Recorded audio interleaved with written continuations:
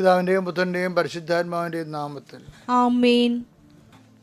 അമ്മേ പരിശുദ്ധ അമ്മേ, അമ്മേ പരിശുദ്ധമേ, ദൈവമാതാവേ, കൃപാസനത്തിലൂടെ ഞങ്ങൾക്കും ഞങ്ങളുടെ ദേശത്തിനും അമ്മ മധ്യസ്ഥം തേടി തന്ന എല്ലാ അനുഗ്രഹങ്ങൾക്കും കൃപകൾക്കും ഞങ്ങളിപ്പോൾ ഹൃദയം നിറഞ്ഞ നന്ദി പറയുന്നു. അമ്മേ പരിശുദ്ധമേ, ദൈവമാതാവേ, 2004 ഡിസംബർ 7-ാം തീയതി ഉച്ചകഴിഞ്ഞ് 2:30 കൃപാസനത്തിൽ സംഭവിച്ച അമ്മയുടെ പ്രത്യക്ഷപ്പെടലിനെ കുറിച്ച് തിരുസഭയ്ക്ക് സമർപ്പിച്ചിരിക്കുന്ന പഠനരേഖകളുടെ മേൽ സഭാത്മകമായ പഠനം ആരംഭിക്കുവാൻ താഴ്മയോടെ ഞങ്ങൾ പ്രാർത്ഥിക്കുന്നു. അമ്മേ പരിശുദ്ധമേ, ഭൂസർ ലോകങ്ങളുടെ രാജ്ഞിയായ അങ്ങേയ്ക്ക് ഭൗമ സംരക്ഷണത്തിനായി പ്രപഞ്ച പ്രകൃതിയെ തന്നെ തിരുസഭ പ്രതിഷ്ഠിക്കുവാൻ ഈ പ്രത്യക്ഷീകരണം വഴി ഇടയാക്കണമേ. പരിശുദ്ധമേ, ജപമാല മാതാവേ, സകല കൃപാസനം പ്രാർത്ഥനയോടും ചേർത്ത് ഞങ്ങളിപ്പോൾ പ്രാർത്ഥിക്കുന്ന ഈ കുടുംബത്തിന്റെ പ്രത്യേക നിയോഗം.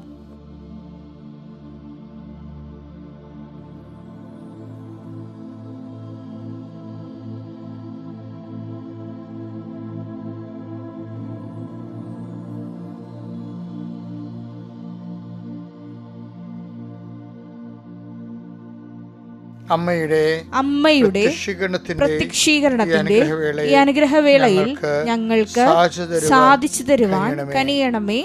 ആമേൻ. വിശ്വാസ പ്രമാണം.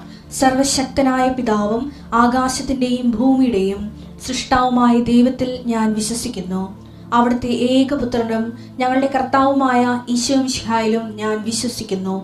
ഈ പുത്രൻ പരിശുദ്ധാത്മാവിനാൽ ഗർഭസ്ഥനായി കന്യകാമറിയത്തിൽ നിന്ന് പിറന്ന് പൊന്തിയോസ് പീലാത്തോസിന്റെ കാലത്ത് പീഡകൾ സഹിച്ച് കുരിശിൽ തറയ്ക്കപ്പെട്ട് മരിച്ച് അടക്കപ്പെട്ട് പാതാളങ്ങളിൽ ഇറങ്ങി മരിച്ചവരുടെ ഇടയിൽ നിന്ന് 3-ാം നാൾ ഉയർത്ത് സ്വർഗത്തിലേക്ക് എഴുന്നള്ളി സർവശക്തിയുള്ള പിതാവായ ദൈവത്തിന്റെ വലതുഭാഗത്തിരിക്കുന്നു.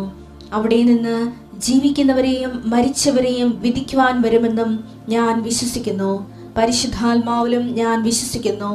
വിശുദ്ധ കത്തോലിക്കാ സഭയിലും പുണ്യവാന്മാരുടെ ഐക്യത്തിലും പാപങ്ങളുടെ മോചനത്തിലും ശരീരത്തിന്റെ ഉയർപ്പിലും നിത്യമായ ജീവിതത്തിലും ഞാൻ വിശ്വസിക്കുന്നു. ആമേൻ.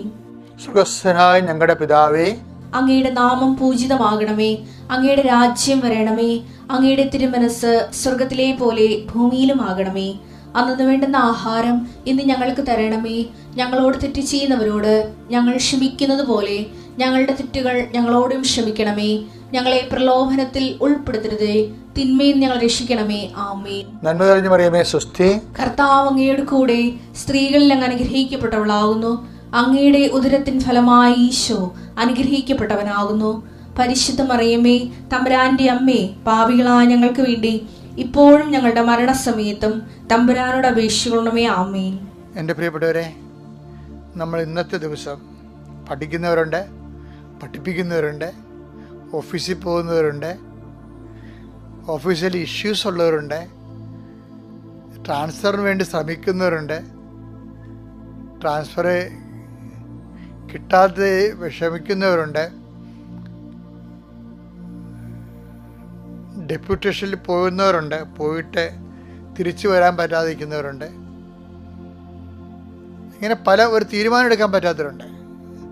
ഇവിടെ നിൽക്കണോ, പുറത്ത് പോകണോ, 5 കൊല്ലത്തേക്ക് ജോലി പുറത്ത് ചെയ്യണോ, അങ്ങനെ ഒരു തീരുമാനം എടുക്കാൻ പറ്റാത്തവർ ഓർത്ത് ഞാൻ ഈ സമയത്ത് പ്രാർത്ഥിക്കുന്നുണ്ട്. നിങ്ങൾ ഈ പ്രാർത്ഥനയിൽ പങ്കെടുക്കണം. തീരുമാനം എടുക്കാൻ പറ്റാത്തവർ ഈ പ്രാർത്ഥന കഴിയുമ്പോൾ നിങ്ങൾക്ക് നല്ല തീരുമാനം ഇന്ന് കർത്താവ് തരും. കർത്താവ് നിൻ്റെ വിശുദ്ധ പൗരോഹിത്യത്തെ മഹത്വപ്പെടുത്തണമേ. കർത്താവ് സഭയിലുള്ള സാന്നിധ്യം പ്രകടമാക്കണമേ. എൻ്റെ അമ്മ പരിശുദ്ധമ്മ ദേവമാതാവേ, ഞാൻ ആർക്ക് വേണ്ടിയാണ് ഇപ്പോൾ പ്രാർത്ഥിക്കുന്നത്? ആ ഭവനങ്ങളിലേക്ക് സഞ്ചാരി മാതാവ് സമയത്തിൻ്റെ അധികാരി കടന്നു ചെല്ലണമെന്ന് പ്രാർത്ഥിക്കുന്നു. ദൈവത്തിൻ്റെ കണ്ണിനെ ആവശ്യിക്കട്ടെ. നിൻ്റെ ജോലി, നിൻ്റെ വീട്, നിൻ്റെ വിദ്യാഭ്യാസം, നിൻ്റെ ഉദ്യമങ്ങൾ, ഉദ്ദേശങ്ങൾ എല്ലാം കർത്താവ് ഏറ്റെടുക്കട്ടെ എന്ന് പ്രാർത്ഥിക്കുന്നു. നീയുമായി പിണങ്ങിയിരിക്കുന്നവർ, പല വിഷയങ്ങൾ കാരണം മനസ്സുകൊണ്ട് തളർന്നിരിക്കുന്നവരെ കർത്താവ് ആരിപ്പോയിനെ ചൂടാക്കുകയും വാടിപ്പോയി നനച്ച് കുളിപ്പിക്കുകയും ചെയ്യുന്ന ദൈവത്തിൻ്റെ പരിശുദ്ധാത്മാവ് നിങ്ങൾ ബലം പ്രാപിക്കട്ടെ എന്ന് പ്രാർത്ഥിക്കുന്നു. കർത്താവെ, മുക്കിടം പോലെ കുടുംബത്തിൽ ഒത്തിരി ഭാരങ്ങൾ ഒരുമിച്ച് വഹിക്കുന്ന അനേകം മക്കളുണ്ട്. പെങ്ങന്മാരെ കഴിപ്പിക്കേണ്ട ഭാരങ്ങൾ, അതുപോലെ തന്നെ കഴിച്ചുവിട്ട ഒരു ഭവനത്തിൽ വന്ന് നിൽക്കുന്നവരുടെ ഭാരങ്ങൾ, അവിടുന്ന് വിവാഹം പെശകി വീട്ടിൽ വന്ന് നിൽക്കുന്നവരുടെ ഭാരങ്ങൾ, അത് കാരണം ആ മക്കളുടെ കല്യാണം നടക്കാത്ത അവസ്ഥകൾ, ഇങ്ങനെ എണ്ണിയാലൊടുങ്ങാത്ത സങ്കടങ്ങളുമായി അങ്ങയുടെ മക്കൾ അങ്ങയുടെ ദിവസം കണ്ണീരോടെ നിൽക്കുന്ന കർത്താവേ, ഈ ഒറ്റ പ്രാർത്ഥന കൊണ്ട് ഈ കുടുംബങ്ങളെ നീ ആശീർവദിക്കണം. പരസ്പരം പല പല വിഷയങ്ങളുള്ള കാരണം അങ്ങോട്ടും ഇങ്ങോട്ടും പിന്തുണച്ചും ക്യാൻവാസ് ചെയ്തും വസൂലാക്കിയും ഗ്രൂപ്പിസം ഉണ്ടാക്കിയും കുടുംബത്തിൽ പോരുണ്ടാക്കുന്ന, പൗശന്യമുണ്ടാക്കുന്ന, മത്സരമുണ്ടാക്കുന്ന അവസ്ഥകൾ യേശു ക്രിസ്തു നാമം നീങ്ങിപ്പോട്ടെന്ന് കൽപ്പിക്കുന്നു. അമ്മേ പരിശുദ്ധമ്മ ദേവമാതാവേ, ഈ പ്രാർത്ഥന കേൾക്കുന്ന എല്ലാവരിലേക്കും ദൈവത്തിൻ്റെ പരിശുദ്ധാത്മാവ് അവർക്ക് അനുഭവവേദ്യമാകേണ്ട പ്രാർത്ഥിക്കുന്നു. കർത്താവെ, കുഞ്ഞുങ്ങളെക്കുറിച്ച് വേദനപ്പെടുന്നവർ, അവരുടെ സ്വഭാവ ദൂഷ്യങ്ങൾ, ഇനി ലീവ് തുടങ്ങാമ്പോഴല്ലോ ഈ കുഞ്ഞുങ്ങളെ എവിടെ കൊണ്ടേ ഒതുക്കുമെന്നറിയാൻ പല വിഷമിക്കുന്ന മാതാപിതാക്കന്മാരുണ്ട്. പല പല വിഷയങ്ങളിൽ കുടുങ്ങിക്കിടക്കുന്ന പിള്ളേരുണ്ട്. പിള്ളേർക്കാണെങ്കിൽ അവിടെ കൗമാര പുസ്തകങ്ങളിലെ കൃത്യമായിട്ടുള്ള ഗൈഡൻസ് കിട്ടാത്ത കാരണം ലക്കിൽ ലഗാനുമില്ലാതെ അപ്പനെയും അമ്മനെയും അറിയാതെ ജീവിക്കുന്ന സ്നേഹമില്ലാത്ത മക്കളുണ്ട്.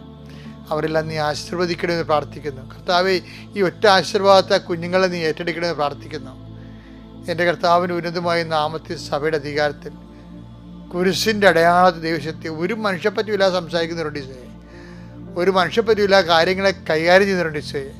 അവർക്ക് വേണമെങ്കിൽ കുറച്ചുകൂടി കരുണ കാണിക്കാമായിരുന്നു, കുറച്ചുകൂടി അവർക്ക് മറ്റുള്ളവർക്കൊരു എയർ കൊടുക്കുന്ന രീതിയിൽ, ഓക്സിജൻ കൊടുക്കുന്ന രീതിയിൽ അവർക്ക് പെരുമാറാമായിരുന്നു. മനഃപൂർവ്വം പെരുമാറാതെ ദുഷ്ടബുദ്ധിയോടുകൂടി കർത്താവെ മർക്കട മുറ്റോട് നിൽക്കുന്നവരുണ്ട് ഈശോയെ. അവരെ നീ പ്രത്യേകം ആശീർവദിക്കണം പ്രാർത്ഥിക്കുന്നു. എൻ്റെ കർത്താവിൻ്റെ ഉന്നതമായ നാമത്തിൽ നിങ്ങളുടെ ഇന്നത്തെ യാത്ര ശുഭദോർക്കമാകട്ടെ. എൻ്റെ കർത്താവിൻ്റെ ഉന്നതമായ നാമത്തിൽ നിങ്ങളുടെ ഇന്നത്തെ സംസാരങ്ങൾ, ചർച്ചകൾ, തീരുമാനങ്ങൾ, മീറ്റിങ്ങുകൾ എല്ലാം കർത്താവിന് ആശീർവദിക്കപ്പെടട്ടെ. എൻ്റെ കർത്താവ് ഉന്നതമായ നാമത്തിൽ നിങ്ങളുടെ ഭാഗത്തുനിന്ന് ഒരു തീരുമാനം ആവശ്യപ്പെടുന്ന, ഒരു സംസാരം ആവശ്യപ്പെടുന്നു, ഒരു ആലോചന ആവശ്യപ്പെടുന്ന ആരെങ്കിലും ഉണ്ടെങ്കിൽ നിങ്ങൾക്ക് അവർക്ക് നല്ല ഉപദേശം കൊടുക്കുവാനും അത് നിങ്ങൾക്ക് തന്നെ ഭാവിയിൽ ഗുണം ചെയ്യാൻ പറ്റുന്ന രീതിയിൽ കർത്താവ് നിങ്ങളെ ക്രമീകരിക്കാൻ പ്രാർത്ഥിക്കുന്നു. എൻ്റെ കർത്താവിനുമായ നാമത്തിൽ സഭയുടെ അധികാരത്തിൽ കുരിശിൻ്റെ അടയാളത്തിൽ ദൈവശക്തിയെ നീ അനുഗ്രഹിക്കപ്പെടട്ടെ. നമ്മൾ ആൻജിയോപ്ലാസ്റ്റി എന്ന് കേട്ടിട്ടുണ്ടല്ലേ? നമ്മൾ ഹൃദയത്തിനൊക്കെ ബ്ലോക്കേഡ് വന്നാൽ ഒരു ബലൂൺ ട്രീറ്റ്മെൻറ്റ് ചെയ്യും. ഇങ്ങനെ ഹൃദയത്തിൻ്റെ ധമനികളിങ്ങനെ ചുങ്ങിപ്പോയാൽ അതിനെ വികസിപ്പിച്ചെടുക്കാനുള്ള ട്രീറ്റ്മെൻറ്റ് നടത്തും. ബ്ലോക്കുകൾ എടുത്തു കളയുന്ന ഹൃദയ ധമനികളുടെ ആർട്ടറിയിലൂടെയൊക്കെ കുഴൽ കടത്തിക്കൊണ്ടത് എടുത്തു കളയുന്ന സിസ്റ്റമുണ്ട്, ക്ലീൻ ചെയ്യണമുണ്ട്. ശരിക്കും പറഞ്ഞാൽ ഞാനിത് പറയാൻ കാരണമേ, ഈ നോൻപ് കാലം ഉദ്ദേശിക്കുന്നത് ആത്മാവിൻ്റെ ഒരു ആൻജിയോപ്ലാസ്റ്റിയാണ്. ആത്മാവിൻ്റെ കൊളസ്ട്രോൾ ആണല്ല, അഹങ്കാരം ഉണ്ടാകും നമുക്ക്, അല്ലേ? അഹങ്കാരം, തന്നിഷ്ടം, തോന്നിവാസം, താൻ തോന്നിത്തരം, അതൊക്കെ വരുമ്പോൾ ദൈവഹിതത്തിനെതിരെ വരത്തില്ലേ? ഈ അഹങ്കാരികൾ എന്തുകൊണ്ടാണ് ബൈബിൾ എപ്പോഴും ടോർപ്പഡോ ചെയ്യണതിൻ്റെ കാരണം വെച്ച് കഴിഞ്ഞാൽ, അഹങ്കാരികളെന്ന് പറയുമ്പോൾ അഹം ക്യാരി ചെയ്യുന്ന ആൾക്കാരാണ്, അല്ലേ? ക്യാരിയാണ് ഇംഗ്ലീഷ് വാക്കാണെങ്കിലും ഇപ്പം മുട്ടക്കാരൻ എന്നൊക്കെ പറയത്തില്ല, മുട്ട ചുവന്ന് നടന്ന് വിൽക്കുന്ന ആൾക്കാർ, പാട്ടുകാരൻ ഒക്കെ അത് വഹിക്കുന്ന ആൾക്കാരാണ്. അഹത്തെ വഹിക്കുന്നു, അഹങ്കാരം വലുതാക്കിയിട്ട് അത് വഹിച്ചു നടക്കും. അതിൻ്റെ പ്രശ്നം വെച്ച് കഴിഞ്ഞാൽ ദൈവത്തെ അവർക്ക് ഉൾക്കൊള്ളാൻ പറ്റത്തില്ല. ഭയങ്കര പ്രാർത്ഥനയൊക്കെ ആയിരിക്കും അവർ, എന്തെങ്കിലുമൊക്കെ കുടുംബത്തിലാണെങ്കിലും ഭയങ്കര ചിട്ടയും കാര്യങ്ങളൊക്കെ ആയിരിക്കും. പക്ഷേ തുള്ളിപോലും ആത്മാവിൽ കൃപയുണ്ടാകത്തില്ല. അതിൻ്റെ കാരണമെന്ന് പറയുന്നത് അഹങ്കാരമുള്ളതുകൊണ്ടാണ്. അപ്പം അവനെ കൊണ്ട് ബൈബിൾ എപ്പോഴും അവർക്ക് ട്രീറ്റ്മെൻറ്റ് കൊടുക്കും. ട്രീറ്റ്മെൻറ്റ് എന്ന് പറയുന്നത് വെച്ചാൽ അവരെ ട്രീറ്റ്മെൻറ്റ് എന്ന് പറയുന്നത് ഈ നിയമാവർത്തനം 8:3 നമ്മളെപ്പോഴും വായിക്കത്തില്ല. അതൊരു അഹങ്കാരത്തിൻ്റെ ഒരു ട്രീറ്റ്മെൻറ്റ്, ഒരു ആൻജിയോപ്ലാസ്റ്റിയാണ് ശരിക്കും പറഞ്ഞത്. ആത്മാവിൻ്റെ ആൻജിയോപ്ലാസ്റ്റി എന്ന് വായിച്ചേ, നിയമാവർത്തനം 8:2 വായിച്ചേ. നിങ്ങളുടെ ദൈവമായ കർത്താവ് നിങ്ങളെ എളിമപ്പെടുത്താനും തന്റെ കൽപ്പനകൾ അനുസരിക്കുമോ ഇല്ലയോ എന്നറിയാനും നിങ്ങളെ പരീക്ഷിച്ച് നിങ്ങളുടെ ഹൃദയ വിചാരങ്ങൾ മനസ്സിലാക്കാനും വേണ്ടി ഈ 40 സംവത്സരം മരുഭൂമിയിലൂടെ നിങ്ങളെ നയിച്ച വഴിയെല്ലാം നിങ്ങൾ ഓർക്കണം. അതായത് ദൈവം തന്നെ മരുഭൂമിയിലൂടെ നമ്മളെ നയിക്കും. മരുഭൂമി എന്ന് പറയുന്നത് എന്താണ്? ബേസിക്കായിട്ട് വെള്ളം കിട്ടത്തില്ല, പിന്നെന്താണ്? വെള്ളവും ഇല്ല, പിന്നെന്താണ്? മരങ്ങളുമില്ല, തണലുമില്ല. അപ്പം നമ്മളെ സഹായിച്ചുകൊണ്ടിരിക്കുന്ന ആൾക്കാരൊക്കെ ചില സമയത്ത് സഹായം നിർത്തും. ഇപ്പം കയർ കമ്പനിയാണ്, കശുവണ്ടി കമ്പനിയാണ്, അല്ലെങ്കിൽ റബ്ബറാണ്, ഏലമാണ്. നമ്മുടെ ഈ ഉൽപ്പന്നങ്ങളെ എടുത്തുകൊണ്ടിരിക്കുന്ന കമ്പനിക്കാർ പെട്ടെന്ന് നിർത്തും. തണൽ പോയില്ലേ, നമ്മൾ മരുഭൂമിയിലായില്ലേ. ഇപ്പം കടപ്പുറത്തൊക്കെ ആണെങ്കിൽ ചെറിയ ചാള കിട്ടണത്, അതിൻ്റെ രുചിയുമില്ല. എന്താ കാര്യം എന്ന് വെച്ചാൽ 30,000 കണ്ടിയെന്നും പറഞ്ഞുകൊണ്ട് പുതിയൊരു വല ഇറങ്ങിയിട്ടുണ്ട്. ഗുജറാത്തുകാർ വന്നിട്ട് രാത്രി വന്നിട്ട് ഉള്ള ആയിരം മുഴുവൻ കടലിൽ നിന്ന് പിടിച്ചിട്ട് പോയി. അതിനെതിരെയൊക്കെ നമ്മളിപ്പോൾ സമരത്തിന് പോകാനുണ്ട്. അതുകൊണ്ട് എന്താ പറ്റിയത്? അപ്പം ഇവിടെ ഉള്ളവർക്ക് പ്രശ്നമായി.